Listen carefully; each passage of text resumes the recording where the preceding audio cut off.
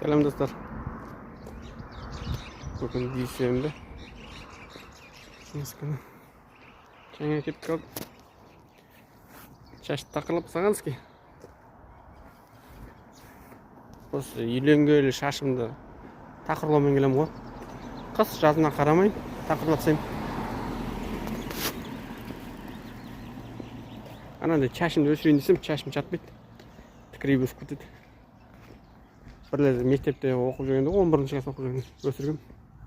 Шашым бітеп, кәдімгі жатқызып.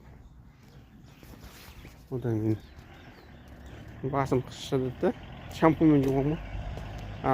Негрлердің киносындағы сияқты шаштар болды ғой. Сондай болды ғой шашым. Содан бері шашын тақырлаумен келем. Жұмыстан үйге қайтып барам.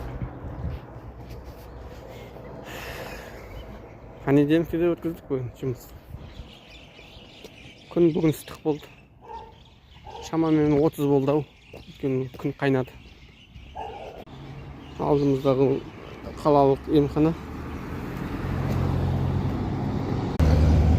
Ладно, всем пока. Үйге жетіп алайын. Күндерің жақсы өтсін.